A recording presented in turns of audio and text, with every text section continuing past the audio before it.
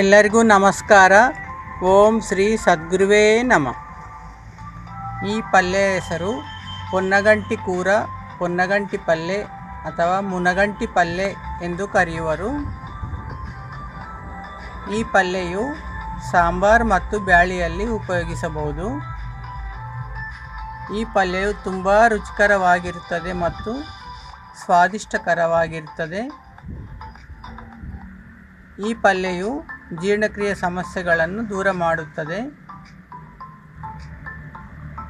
ಈ ಪಲ್ಯವು ಸೇವಿಸುವುದರಿಂದ ಕಣ್ಣಿಗೆ ಉತ್ತಮವಾದ ದೃಷ್ಟಿಯನ್ನು ಕೊಡುತ್ತದೆ ಎಂದು ನಾಟಿ ವೈದ್ಯರು ತಿಳಿಸಿದ್ದಾರೆ.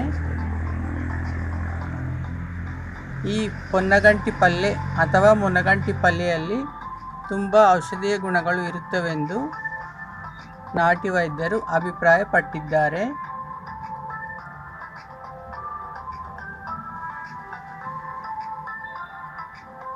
ಹಳ್ಳಿಗಳಲ್ಲಿ ಈ ಪಲ್ಯವನ್ನು ಹೆಚ್ಚಾಗಿ ಬಳಸುತ್ತಾರೆ.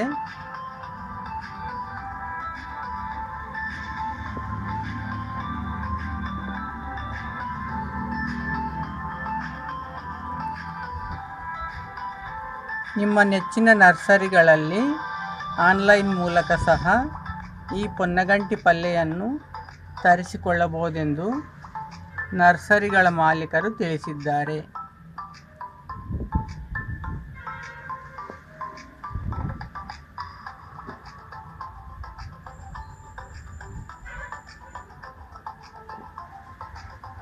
ಡಿಸ್ಕ್ರಿಪ್ಷನ್ನಲ್ಲಿ ಕಾಲಭೈರವ ನರ್ಸರಿಯ ವಿಳಾಸವನ್ನು ಕೊಡುತ್ತೇನೆ, ದಯವಿಟ್ಟು ಗಮನಿಸಿ.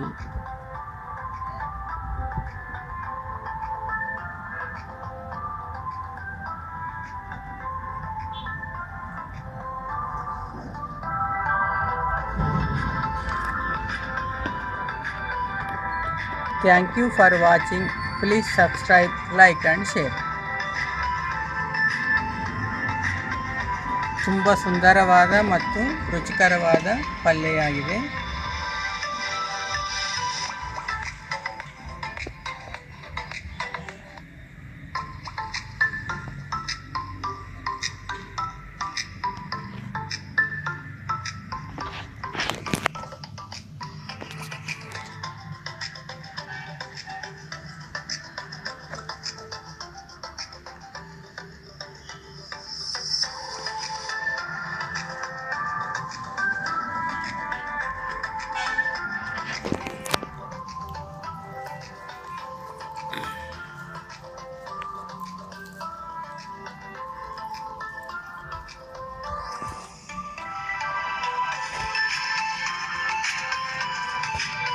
ಓಂ ಶ್ರೀ ವೈದ್ಯನಾರಾಯಣಾಯ ನಮಃ.